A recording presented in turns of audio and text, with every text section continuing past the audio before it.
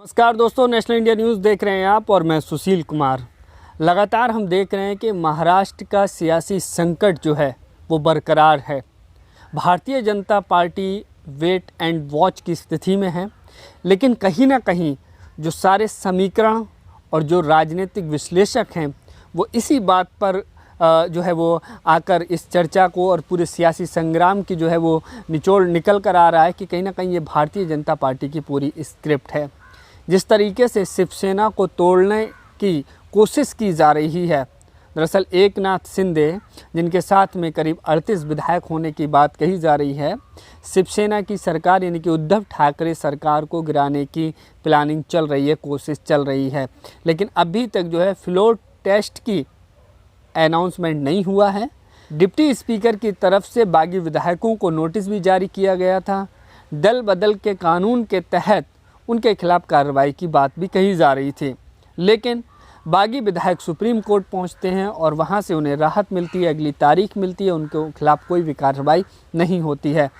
ऐसे में कहीं ना कहीं ये कयास, ये प्रयास जो है वो लगाए जा रहे हैं कि भारतीय जनता पार्टी के साथ में एकनाथ शिंदे मिलकर सरकार बना सकते हैं।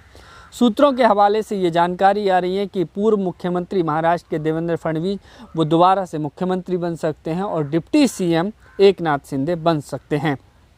लेकिन दोस्तों, महत्वपूर्ण सवाल ये है कि शिवसेना के बाद में भारतीय जनता पार्टी का निशाना कौन होगा। इससे पहले हमने देखा था कि मध्य प्रदेश में कांग्रेस की सरकार थी, कमलनाथ वहाँ पर मुख्यमंत्री थे, लेकिन भारतीय जनता पार्टी ने इस तरह के समीकरण सेट किए कि कोरोना काल में, लॉकडाउन के वक्त में कमलनाथ की सरकार को गिरा दिया गया और दोबारा से भारतीय जनता पार्टी की सरकार वहां पर उन्होंने बना ली। मुख्यमंत्री शिवराज सिंह चौहान को बनाया गया। ऐसा ही प्रयास राजस्थान में भी किया गया, लेकिन राजस्थान में ये कोशिशें नाकाम रहीं। राजस्थान में अशोक गहलोत की सरकार को पूरी तरीके से गिराने का प्रयास था, लेकिन कांग्रेस ने और अशोक गहलोत ने अपने विधायकों को इस तरीके से हैंडल किया कि वहाँ पर वो सरकार टूटने से बच गई। लेकिन अभी जो सिचुएशन महाराष्ट्र में बनी हुई है, उससे कहीं ना कहीं ये बात साफ तौर पर सामने आ रही है कि यहाँ पर शिवसेना उद्धव ठाकरे के लिए बड़ी चुनौती है एकनाथ शिंदे, और एकनाथ शिंदे कहीं ना कहीं भारतीय जनता पार्टी के साथ मिलकर सरकार बना रहे हैं। कुछ राजनीतिक विश्लेषकों का ये भी मानना है कि दरअसल जिस तरह से मैंने शुरुआत में बताया कि ये पूरी स्क्रिप्ट जो है ये भारतीय जनता पार्टी और आरएसएस की प्लानिंग है, उसी के तहत जो है उद्धव ठाकरे की सरकार को गिराने का प्रयास किया जा रहा है।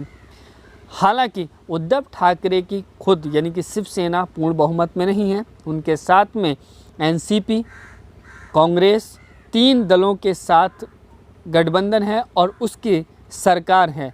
लेकिन शिवसेना के पास सबसे ज़्यादा सीटें हैं और कोशिश ये है कि जिस तरह से एकनाथ शिंदे 38 विधायकों को अपने साथ लेकर आ रहे हैं, अगर वो भारतीय जनता पार्टी के साथ जाते हैं तो सरकार बना सकते हैं। लेकिन सवाल वही कि जो मैंने आपसे शुरुआत में इस वीडियो में रखा कि आखिर भारतीय जनता पार्टी के और निशाने कौन हैं और विपक्ष की पार्टियों को किस तरीके से सचेत रहने की ज़रूरत है।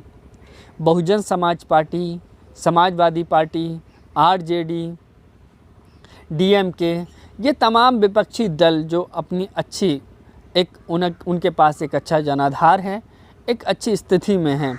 ये और बात है कि वो सत्ता से बाहर हैं, लेकिन भारतीय जनता पार्टी का जो जिस तरह से उनका पूरा कोशिश और प्रयास चल रहा है, ऐसे में सवाल ये है कि क्या ये पार्टियां बच पाएंगी या इन पार्टियों का भी नंबर आ सकता है। तो विपक्ष को किस तरह की रणनीति बनानी चाहिए, किस तरह की प्लानिंग करनी चाहिए कि भारतीय जनता पार्टी कथित तौर पर जो बातें कही जा रही हैं, कथित तौर पर भारतीय जनता पार्टी के निशाना बनने से वो बच सकें। चाहे डीएमके पार्टी हो या फिर बहुजन समाज पार्टी हो, जो भी अन्य विपक्षी दल हैं। कांग्रेस का हमने हश्र देखा कि किस तरह से कमलनाथ की सरकार को गिरा दिया गया, और जो विधायक हैं उनको किस तरीके से जो है रोकना या किस तरीके से उन्हें हैंडल किया जाना चाहिए, ये भी सोचना और इस पर भी काम किया जाना चाहिए। दल बदल कानून 1985 में जो बना था, उसके तहत हालांकि ये प्रावधान था कि कोई भी विधायक किसी भी पार्टी से सरकार को जो है वो गद्दारी नहीं कर सकता। लेकिन हम ये देख रहे हैं कि मौजूदा वक्त में अगर मैं बात करूं महाराष्ट्र की ही, तो महाराष्ट्र में शिवसेना के कल मूक पत्र में सामना में ये बात कही गई थी कि 50-50 करोड़ रुपए में एक एक विधायक को खरीदा गया है। तो ये जो खरीद फरोख्त का मामला चल रहा है और इसके चलते सरकारों को गिराने का और बनाने का जो अलोकतांत्रिक तरीके से सिस्टम चल रहा है, उसके बारे में जो है विपक्ष को भी सोचना चाहिए कि विपक्ष इस तरह की सिचुएशन और इस तरह के हालातों या इस तरह की लड़ाई का किस तरह से मुकाबला कर पाएंगे। तो फिलहाल दोस्तों इस खबर में सिर्फ इतना ही। आप लोगों की क्या राय है कमेंट करके ज़रूर बताइएगा। चैनल पर अगर आप नए हैं तो प्लीज़ चैनल को सब्सक्राइब कीजिए, वीडियो को लाइक कीजिए, शेयर कीजिएगा। बहुत बहुत शुक्रिया, धन्यवाद।